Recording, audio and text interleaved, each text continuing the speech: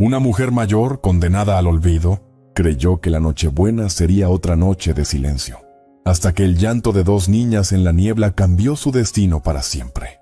Ese llanto no era solo el sonido del miedo infantil, era el llamado que el destino había estado preparando durante 33 largos años.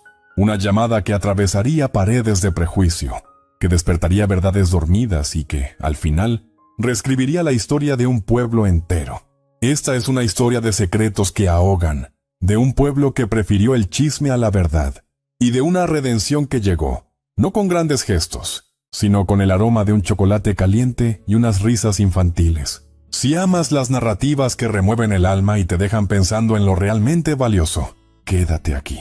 Porque lo que esa anciana encontró tras su puerta no era solo ayuda, sino la clave para desenterrar un misterio que había envenenado su nombre durante décadas. Una verdad que yacía bajo capas de miedo, silencio y complicidad colectiva, esperando el momento justo para salir a la luz y liberar a todos los que había aprisionado.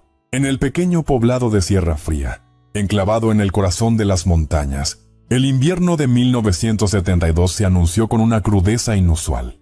Las primeras nevadas habían llegado antes de tiempo, cubriendo los techos de teja roja y los campos estériles con un manto blanco que, aunque hermoso, anunciaba meses de aislamiento y recogimiento. Isabel Garza, a sus 79 años, sentía el frío más en los huesos del alma que en la piel. Cada mañana, al despertar en su cama estrecha, el primer pensamiento era el mismo. Otro día por delante, otro día de silencio. Su cabaña de madera, en las afueras del pueblo, donde el camino se perdía entre los pinos, crujía con cada ráfaga de viento que bajaba de las cumbres, amenazando con desmoronarse como los recuerdos que guardaba entre sus paredes. Era una construcción humilde, levantada por las manos de su esposo Ernesto, hacía más de 50 años, cuando ambos eran jóvenes, y el futuro parecía un lienzo en blanco lleno de promesas. Ahora las tablas estaban combadas por la humedad, el porche se inclinaba peligrosamente hacia un lado, y las ventanas, aunque selladas con trapos viejos, permitían el paso de sibilantes corrientes de aire helado. En la pared de la sala principal, justo al lado de la chimenea que rara vez se encendía por escasez de leña, colgaba una fotografía descolorida que contemplaba cada mañana, con un dolor que el tiempo no había logrado entumecer. Era una imagen en blanco y negro, con los bordes ondulados por la humedad. En ella, Ernesto, con su mirada franca y su bigote cuidadosamente recortado, posaba con una mano en el hombro de Celeste, su hija, que a los 23 años irradiaba una vitalidad que parecía traspasar el papel. Isabel podía pasar horas mirando esa foto, reconstruyendo en su mente el sonido de sus voces, el eco de sus pasos en la casa, la cacofonía de una vida que había sido arrancada de cuajo. A veces, en los días más sombríos, le hablaba a la fotografía, contándole los pequeños sucesos de su jornada solitaria, como si a través de ese ritual pudiera mantener viva una conexión que la muerte y el tiempo habían intentado severamente cortar. Esa mañana del 22 de diciembre era particularmente gélida. Isabel se envolvió en dos chales sobre su vestido de lana remendado y se acercó a la ventana. El mundo afuera era un cuadro en tonos de blanco y gris. Observaba, como hacía cada día, el camino que conducía al pueblo, casi esperando, sin esperanza real, ver a alguien acercarse. En cambio, su atención fue capturada por dos figuras pequeñas que jugaban cerca del límite del bosque, a unos 100 metros de su propiedad. Eran las hijas de Camila, la joven que había llegado a la granja vecina hacía unos meses. Sabía de ellas por observación distante, por los vestigios de vida que a veces llegaban hasta ella. El sonido lejano de una risa, el humo saliendo de la chimenea de la granja al atardecer. La mayor, Clara, tenía unos 8 años. Era una niña de pelo oscuro y trenzas que siempre parecía estar liderando alguna aventura. La menor, Ana, de unos 6, era su sombra alegre, con unos rizos rebeldes que se escapaban de su gorrito de lana. Una punzada de dulzura agridulce le recorrió el pecho mientras las observaba. El sonido de su alegría despreocupada, aunque amortiguado por la distancia y la nieve, era un eco tangible de un pasado que creía perdido para siempre. Recordaba a Celeste a esa edad, corriendo por esos mismos campos en primavera, recogiendo flores silvestres, y llenando la casa con su parloteo incesante. Por un momento, cerró los ojos y dejó que el recuerdo la envolviera, un acto que normalmente evitaba por lo doloroso que resultaba después. Pero hoy, la escena frente a ella hizo que la memoria surgiera sin su consentimiento, y en lugar de empujarla away, la abrazó brevemente. De repente, un grito agudo y diferente cortó el aire, rasgando la tranquilidad invernal. La risa se había convertido en alarma. Isabel abrió los ojos y se inclinó hacia la ventana, limpiando con la manga el vaho que su aliento había creado en el cristal.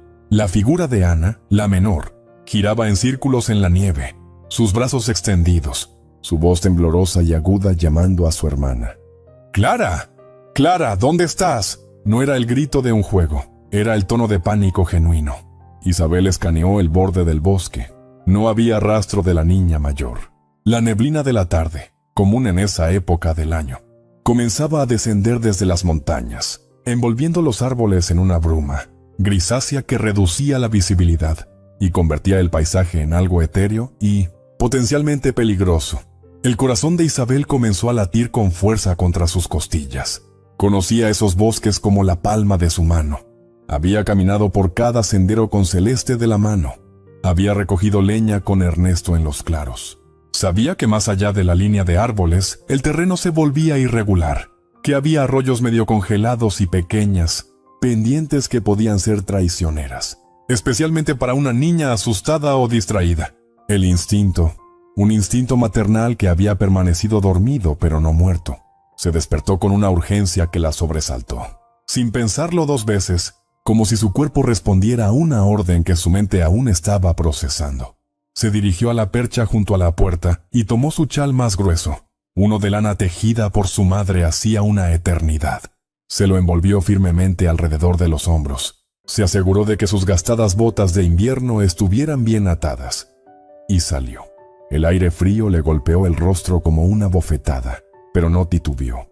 Sus pasos, al principio titubeantes y doloridos por la artritis que afligía sus rodillas, se hicieron más firmes a medida que avanzaba, por la nieve virgen hacia la niña que lloraba. La nieve crujía bajo sus botas, un sonido que le recordaba otros inviernos, otros tiempos. ¡Clara!, llamó Ana una y otra vez.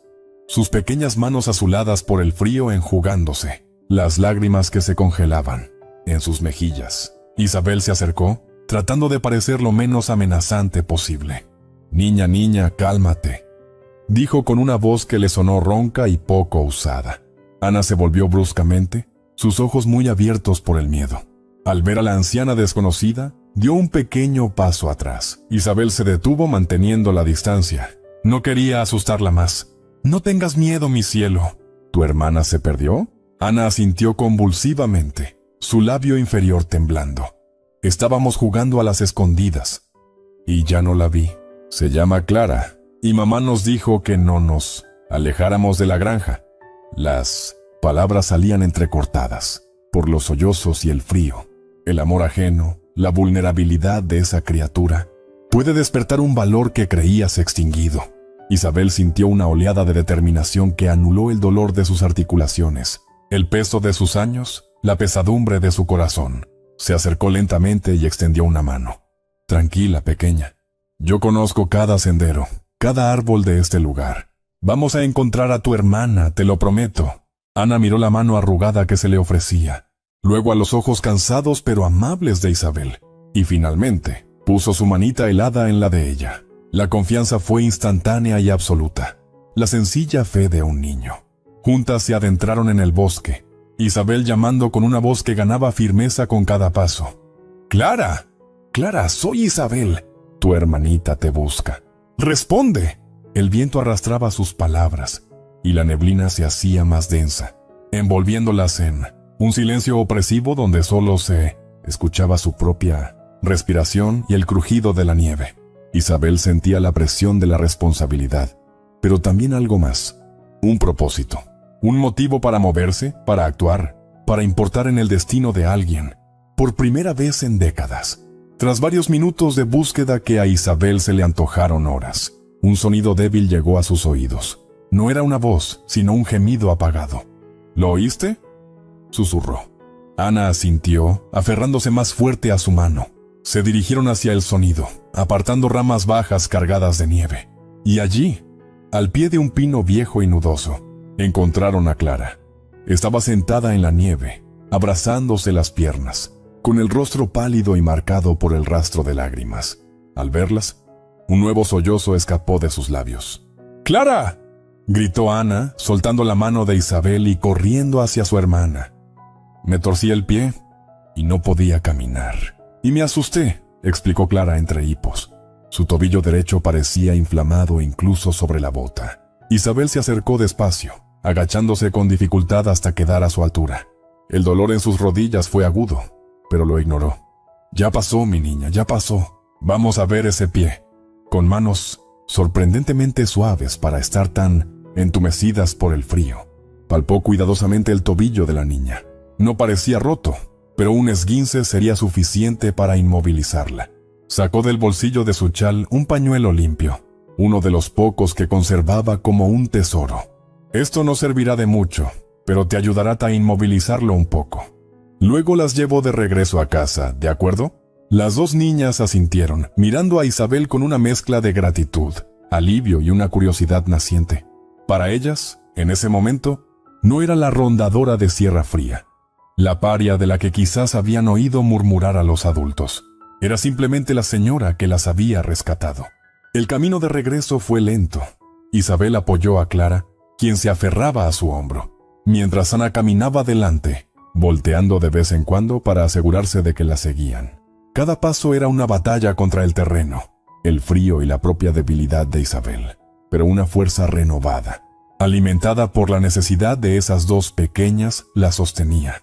Cuando finalmente emergieron del borde del bosque, la figura de Camila apareció en el sendero que conducía a la granja. La joven madre corría hacia ellas, su delantal ondeando, el rostro desencajado, por un terror que se transformó instantáneamente en un alivio tan abrumador que pareció desfallecer por un segundo. ¡Clara! ¡Ana! Las niñas se soltaron de Isabel y corrieron hacia los brazos abiertos de su madre. Camila las atrapó en un abrazo feroz, enterrando su rostro en sus cabellos, murmurando palabras de consuelo y reproche cariñoso. Las estuve buscando por todos lados. Dios mío, pensé que... Luego, sus ojos se alzaron y encontraron a Isabel, que se había detenido a unos metros, observando la escena familiar con una mezcla de satisfacción y la antigua costumbre de mantenerse al margen. La gratitud en los ojos de Camila era tan intensa que Isabel tuvo que desviar la mirada. No sé cómo agradecerle, dijo Camila, acercándose aún con las niñas aferradas a ella. Su voz era áspera por la emoción reprimida. Por favor, acompáñenos a la granja. Al menos déjeme ofrecerle algo caliente. Se lo ruego. Isabel negó con la cabeza, el gesto automático de quien ha rechazado y ha sido rechazada demasiadas veces. No es necesario, señora. Solo hice lo que cualquiera haría. Ya están a salvo con usted.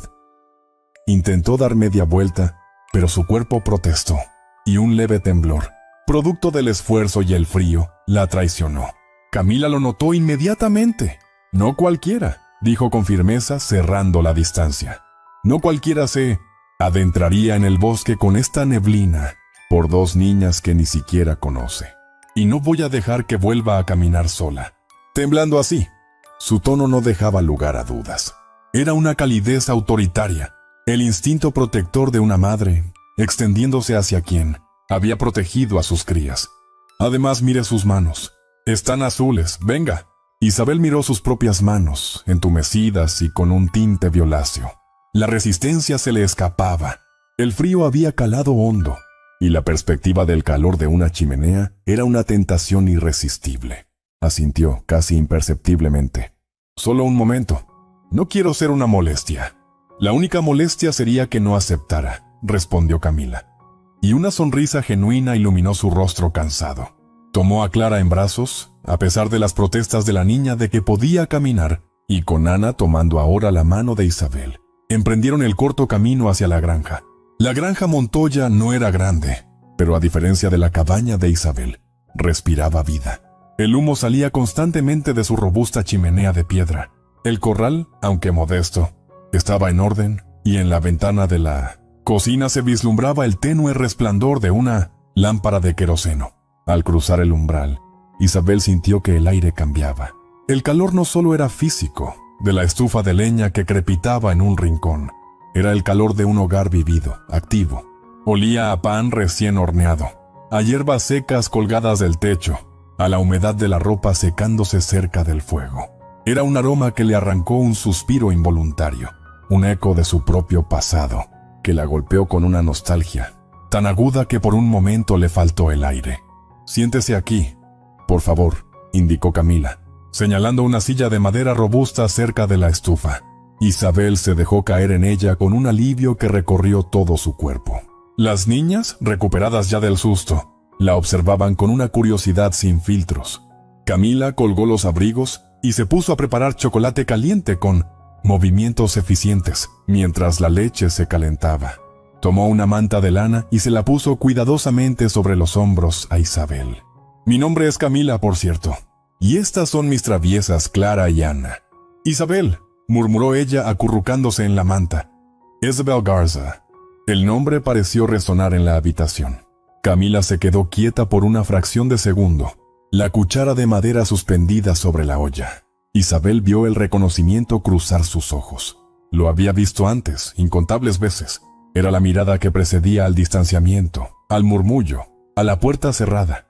Se preparó mentalmente para la cortesía fría, la rápida despedida. Pero la reacción de Camila fue diferente. Asintió lentamente, como procesando información. «Doña Isabel», dijo, y volvió a remover el chocolate.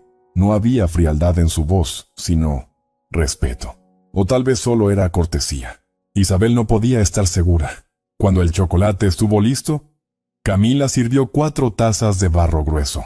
El líquido era oscuro, espeso y aromático, con espuma en la superficie. Isabel lo tomó entre sus manos, dejando que el calor se filtrara hasta sus huesos. El primer sorbo fue una revelación. Sabía a cacao puro, a canela, a un poco de pimienta gorda. Sabía a cuidado. Hacía años, décadas, que no probaba algo hecho con tanto esmero. «Está delicioso», dijo, y su voz sonó extrañamente vulnerable. «A mi esposo le encantaba», comentó Camila, sentándose frente a ella con su propia taza. «Él lo preparaba los domingos». Hubo una pausa cargada. «Él ya no está. Hace 3 años». Isabel asintió, comprendiendo. La pérdida era un lenguaje que dominaba a la perfección. «Lo siento». «¿Y usted?», comenzó Camila con delicadeza. «En la pared, allá en su casa. Esa fotografía. Mi familia», dijo Isabel simplemente. No era algo de lo que hablara, pero el calor, la fatiga, la inesperada amabilidad, le ablandaron las defensas. Mi esposo Ernesto y mi hija Celeste. Clara, que había estado escuchando en silencio mientras sorbía su chocolate, no pudo contener su curiosidad. «¿Y dónde están ellos, señora Isabel?» «Clara», amonestó su madre suavemente. Isabel levantó una mano. «Está bien, es una pregunta natural». Respiró hondo, mirando el vapor que se elevaba de su taza.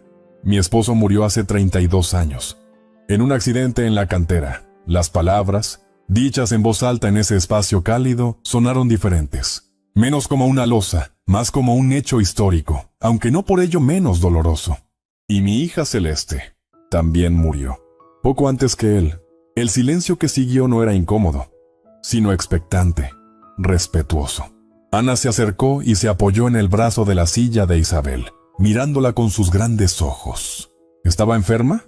Isabel negó con la cabeza, sintiendo que la historia, contenida por tanto tiempo, presionaba por salir. Tal vez era el momento. Tal vez estas personas, estas extrañas que le habían ofrecido refugio, merecían saber por qué todo el pueblo la evitaba. O tal vez ella, simplemente, necesitaba contarlo. No, mi cielo, no estaba enferma. Su mirada se perdió en las llamas de la estufa. Celeste tenía 23 años. Era maestra en la escuelita del pueblo. Amaba a los niños, soñaba con viajar, con escribir cuentos. Una sonrisa triste se dibujó en sus labios. Un día de octubre, hace 33 años, salió a dar su paseo de la tarde. Le gustaba caminar por el bosque, pensar. Nunca regresó. Contó entonces la historia completa con una voz que al principio era apenas un susurro, pero que fue ganando cuerpo. La búsqueda desesperada que duró días, organizada por Ernesto y a la que se unió, al principio, todo el pueblo.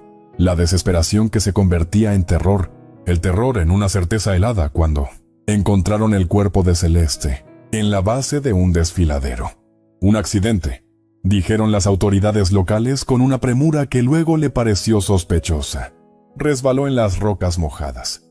Pero Celeste conocía ese camino. Lo había recorrido cientos de veces y había detalles que no cuadraban. Rasguños en sus brazos que no parecían de caída. Un mechón de cabello enredado en una rama baja, como si hubiera forcejeado.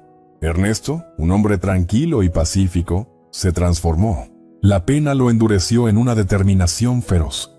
Empezó a hacer preguntas. Habló con los vecinos, reconstruyó el último día de Celeste y descubrió que no había ido sola al bosque. Un par de leñadores ancianos, demasiado viejos para temer represalias entonces, le confiaron que habían visto a Celeste discutiendo acaloradamente con un joven cerca del sendero.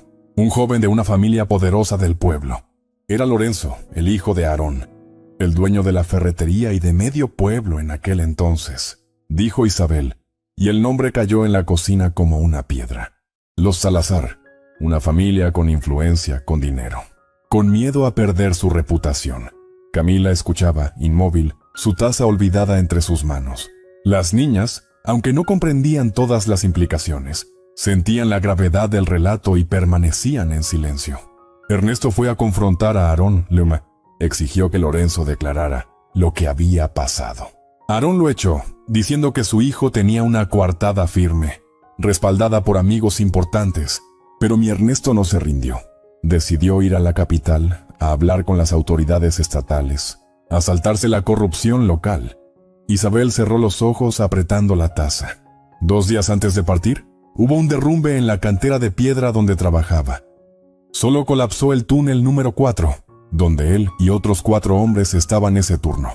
Los otros lograron salir con heridas leves. Mi Ernesto no. La verdad más pesada es más liviana que la mentira más cómoda. Decirlo, vertirlo en ese espacio lleno de calor humano, fue como sacar un veneno que había estado envenenando su sangre durante décadas. Dijeron que fue una tragedia, que las vigas estaban podridas.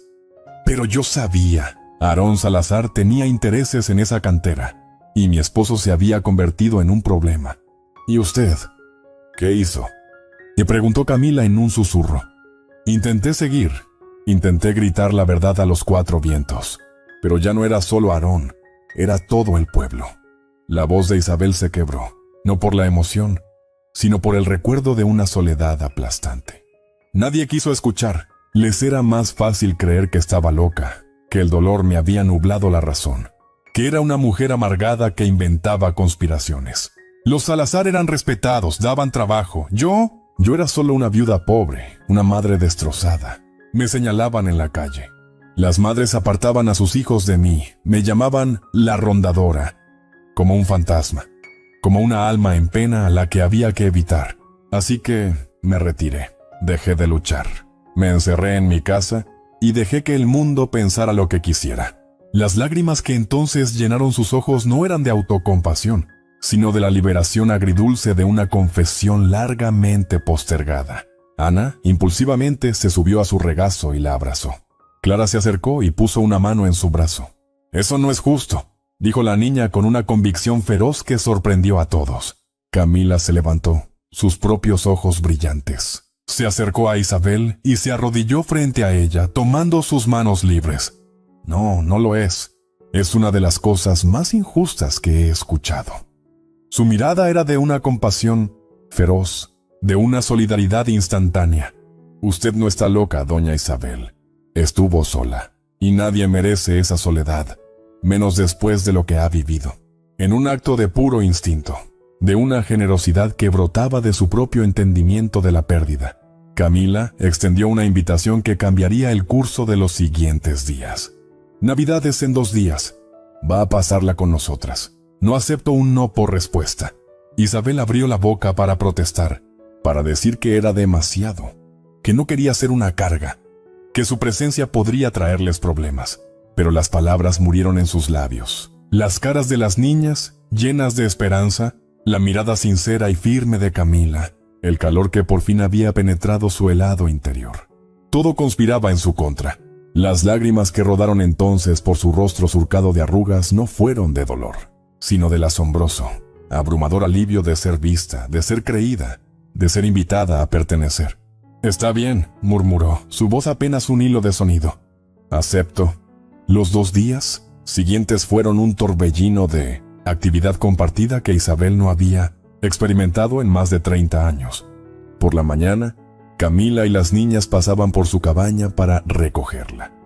Isabel protestaba débilmente, sintiendo que abusaba de su hospitalidad, pero Camila era implacable y las niñas, sus cómplices entusiastas. «No podemos hacer los buñuelos sin su receta». «Doña Isabel», decía Clara con solemnidad, «los de mamá no quedan redondos», añadía Ana con una franqueza que hacía reír a Camila. Así, Isabel se encontró enseñando a las niñas los secretos de una masa elástica y dulce.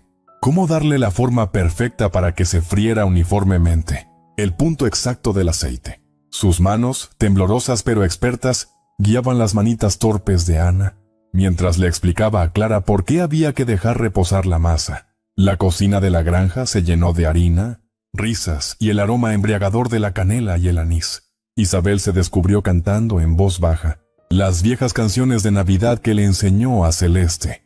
Al principio, la voz le salía quebrada, oxidada por el desuso, pero con cada verso, con cada risa de las niñas que la animaban, se soltaba un poco más. Su cabaña dejó de ser su refugio, sombrío para convertirse solo en el lugar donde dormía unas horas. La vida de repente tenía color, sabor y textura. Tenía propósito en los pequeños actos: amasar, contar historias a las niñas a la hora de dormir, ayudar a Camila a ordenar la despensa. Era una vida simple, pero estaba llena. Y en medio de esa nueva rutina, surgió el tema de enfrentar al pueblo. Camila, impulsada por una justa indignación, que crecía cada vez que veía la dignidad silenciosa de Isabel, la convenció. «Vamos juntas al pueblo mañana. Necesitamos comprar el piloncillo para el ponche, y es hora de que dejen de mirarla como un espectro. Usted existe, doña Isabel, y merece caminar por su pueblo con la cabeza en alto». Isabel sintió un nudo de miedo en el estómago. La perspectiva de enfrentar esas miradas otra vez, los murmullos, el desdén, era aterradora. Había construido una coraza de indiferencia, pero ahora, con su corazón empezando a ablandarse, se sentía vulnerable. «No quiero causarle problemas a usted, Camila. Usted tiene que vivir aquí, criar a sus hijas». «Precisamente por ellas», interrumpió Camila con firmeza. «Quiero que crezcan viendo que hay que enfrentar lo que está mal. Que no se debe dejar que el miedo o el chisme dicten cómo tratamos a las personas. Vamos juntas». Así que al día siguiente, el 23 de diciembre, subieron a la vieja camioneta de Camila y se dirigieron a Sierra Fría. El pueblo, con su plaza principal adornada con luces de colores y un nacimiento monumental, bullía de actividad prenavideña. Cuando Isabel bajó del vehículo, sintió que todas las miradas se clavaban en ella. Era como si el tiempo se hubiera congelado en el momento en que se convirtió en la paria. Los murmullos comenzaron de inmediato, un zumbido bajo que la seguía como un enjambre.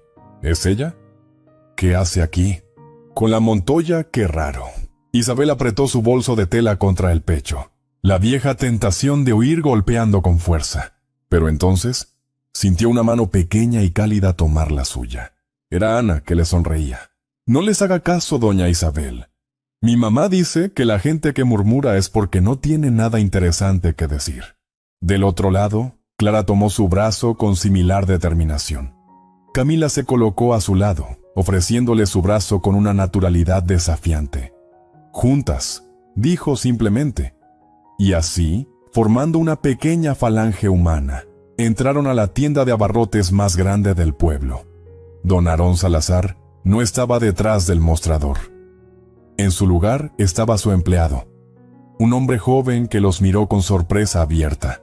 Hicieron sus compras bajo la mirada inquisitiva de otras clientas que cuchicheaban sin disimulo. Isabel sentía que su espalda se tensaba, pero el contacto de las manos de las niñas era un ancla.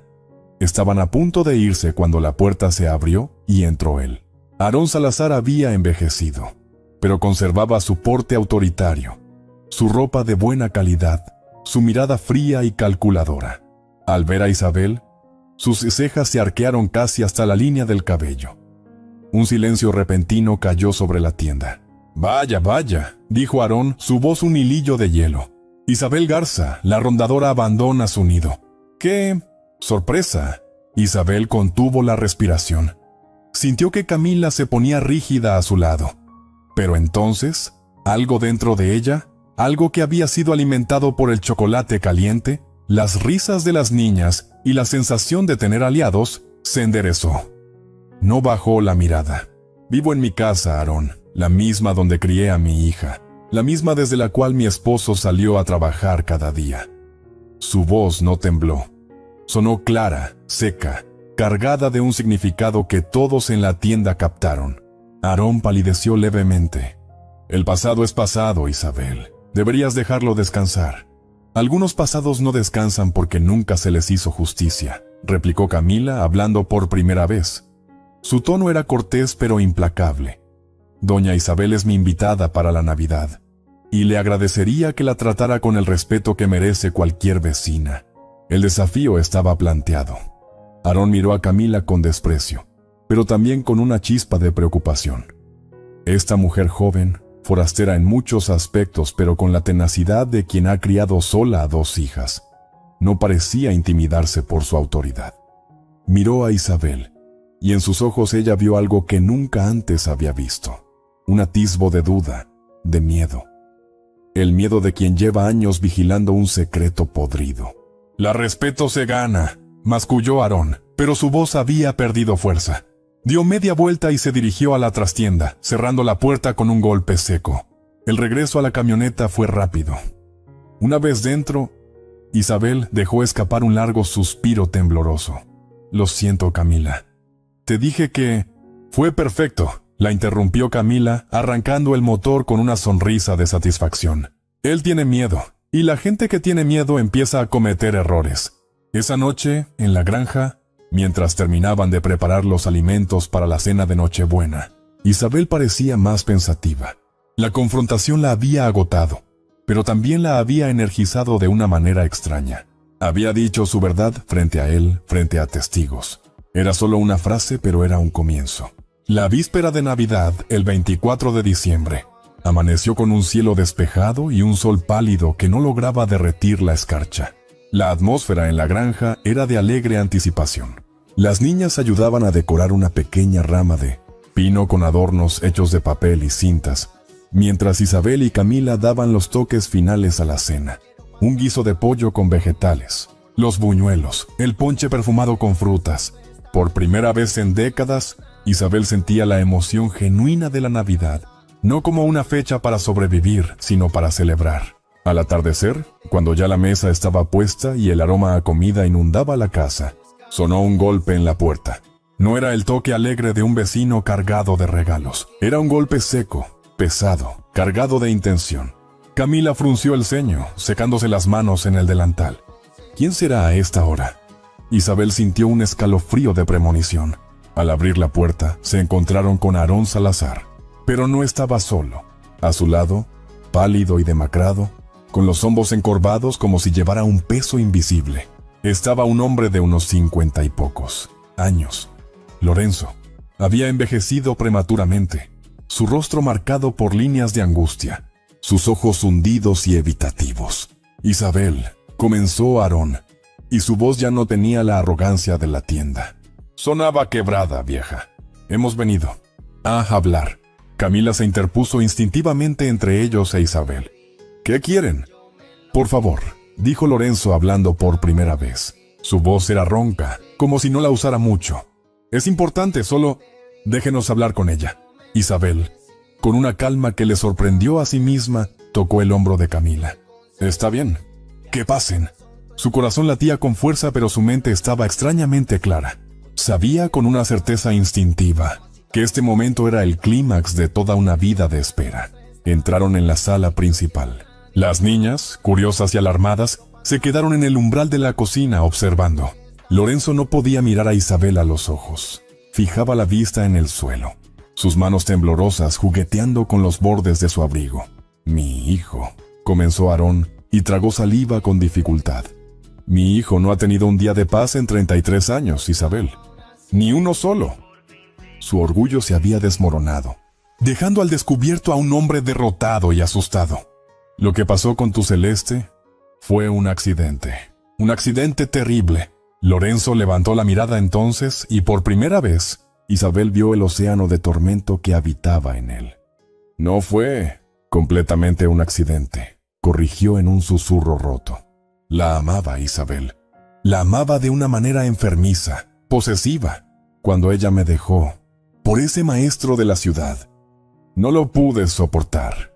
Las palabras empezaron a salir a borbotones, como si una presa se hubiera roto. Contó cómo había estado siguiendo a Celeste, cómo la había confrontado esa tarde en el bosque, la discusión que se volvió física, el forcejeo cerca del borde del desfiladero. Ella resbaló. Yo intenté agarrarla, pero no pude. La vi caer. Un sollozo se escapó de su garganta. Me paralicé. El miedo. El pánico. En lugar de bajar a ayudarla, de buscar auxilio, huí. Era un cobarde. Aarón continuó, su voz un hilo de vergüenza. Cuando supe lo que había pasado, cuando Lorenzo vino a mí destrozado, pensé en protegerlo. Él era mi único hijo. Y pensé que podía arreglarlo, confesó. Entonces, ¿cómo había usado su influencia para presionar al médico del pueblo, a las autoridades locales, para que cerraran el caso como un accidente? Y luego, cuando Ernesto empezó a acercarse peligrosamente a la verdad, ¿cómo había orquestado el accidente en la cantera? No había querido matarlo, insistió, solo asustarlo, herirlo quizás, para que desistiera. Pero el derrumbe fue más grave de lo planeado. He vivido con eso todos estos días también, murmuró Aarón, y por primera vez, Isabel creyó que quizás era cierto. Lorenzo sacó entonces un sobre grueso de su bolsillo interior.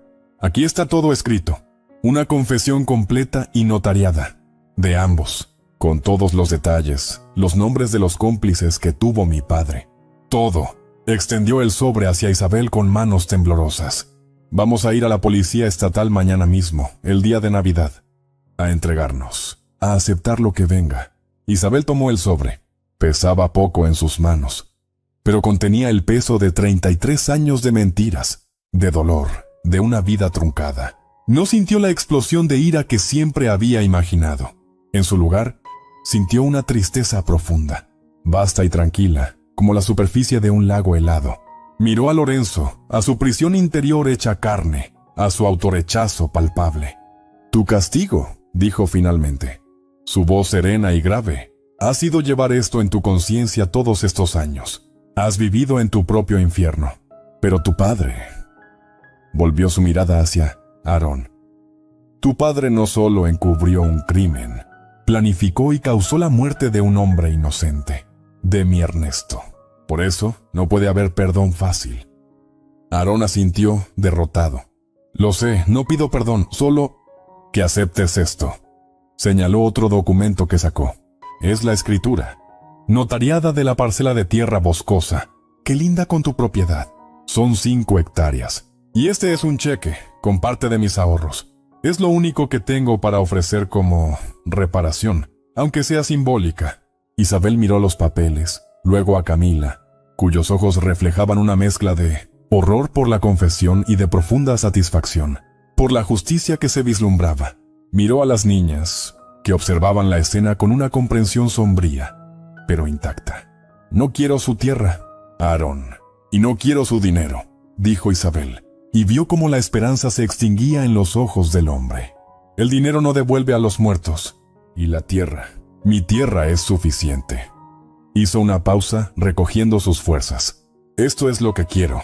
Mañana, 25 de diciembre, quiero que los dos vayan a la plaza principal, a la hora en que la gente sale de misa. Y quiero que, frente a todo Sierra Fría, cuenten la verdad completa. Que limpien el nombre de mi esposo y de mi hija. Que este pueblo sepa, de una vez por todas, quiénes fueron realmente y por qué murieron. Después de eso, que vayan a la policía y enfrenten las consecuencias de la ley. Aarón y Lorenzo intercambiaron una mirada. Era una petición que los humillaría públicamente, que destruiría para siempre el legado de los Salazar en el pueblo. Pero también era justa. Era el único camino hacia alguna forma de redención, por remota que fuera. «Así se hará», dijo Aarón, su voz apenas audible. «Gracias», murmuró Lorenzo. Y en esa palabra había un atisbo de algo que podría ser el principio del alivio. Cuando se fueron, la noche había caído por completo. Isabel se dejó caer en una silla, agotada. Camila se acercó y le puso una mano en el hombro. «¿Está bien?» Isabel asintió. «Sí, me siento vacía, pero es un vacío bueno. Como si me hubieran extirpado un tumor que llevaba décadas creciendo dentro de mí». Miró a Clara y a Ana, que se acercaban cautelosamente. «Lo siento, niñas. Esta no es la Nochebuena que planeamos. Pero es importante, doña Isabel», dijo Clara con una seriedad de adulto. «Ahora todo el mundo va a saber que su familia era buena». Ana se subió a su regazo, algo que Isabel ya empezaba a esperar y disfrutar. «Y ahora usted puede ser feliz con nosotros. Esa Nochebuena, alrededor de la mesa humilde pero rebosante de comida hecha con amor». Isabel sintió por primera vez en 33 años una paz profunda, un cierre. No era la felicidad eufórica y despreocupada de su juventud. Era una serenidad ganada a pulso. Una tranquilidad que nacía de saber que la verdad, al fin, había vencido. Tenía a Camila, una paramiga leal y feroz. Tenía a Clara y a Ana, que la habían adoptado como una abuela honoraria. Tenía verdad. Tenía justicia en camino. Al día siguiente, como prometieron, Aarón y Lorenzo Salazar se presentaron en la plaza del pueblo, justo cuando la gente salía de la misa de Navidad. Ante una multitud atónita que crecía por momentos, Lorenzo, con voz quebrada pero clara, leyó su confesión completa. Luego, Aarón, derrotado pero cumplidor, añadió la suya, detallando su culpabilidad en la muerte de Ernesto. El silencio que siguió fue absoluto, roto solo por el llanto de algunas mujeres y los murmullos de incredulidad. La fachada de respetabilidad de los Salazar se desmoronó en unos minutos, y con ella, la mentira en la que se había basado el ostracismo de Isabel durante décadas. Esa tarde, agentes de la policía estatal llegaron al pueblo y se los llevaron. El proceso legal sería largo, pero el primer y más importante paso estaba dado. Con los días y las semanas siguientes, la actitud del pueblo hacia Isabel comenzó a cambiar, lentamente, torpemente. Algunos se acercaban a su casa para dejar una cesta con pan o fruta, murmurando una disculpa inarticulada. Otros la saludaban con una inclinación, de cabeza respetuosa cuando la veían, caminando con Camila y las niñas. No todos, desde luego. El hábito del prejuicio es difícil de romper, y la culpa colectiva a menudo se transforma en incomodidad. Pero la rondadora había desaparecido. En su lugar estaba doña Isabel Garza, la mujer a la que el pueblo le debía una disculpa de 33 años. Isabel no se mudó a la granja de Camila, aunque pasaba la mayor parte de sus días allí. Su cabaña seguía siendo suya, un lugar de recuerdos que ahora podía honrar sin veneno. La parcela de tierra que Aarón le había ofrecido, finalmente, bajo presión de las autoridades y como parte de la reparación civil, fue puesta a su nombre. Isabel, en consulta con Camila, decidió que sería un huerto comunitario, un lugar donde cualquiera del pueblo pudiera cultivar algo, un símbolo de vida nueva brotando de la tierra que había sido testigo de tanto dolor. La historia nos recuerda que las familias más fuertes a menudo se construyen con elecciones, no solo con sangre, que nunca es tarde para hacer lo correcto, por difícil que parezca, y que a veces la redención no llega con trompetas y rayos de luz, sino que llama suavemente a tu puerta, disfrazada de necesidad ajena, de un llanto en la niebla, de la mano cálida de un niño que te ofrece su confianza. Si esta narrativa resonó en ti, si crees en los finales que reparan el alma y en el poder de la verdad por muy tarde que llegue, hazme un favor. Dale like a este video. Cada like es un voto por más historias así, por más ecos de esperanza y justicia aquí, en Ecos Escritos. Y suscríbete para no perderte ninguna de las historias que tenemos por compartir. Ahora, cuéntame en los comentarios, ¿qué es lo más valioso, lo más inesperado, que has recibido justo cuando más lo necesitabas? Te leo.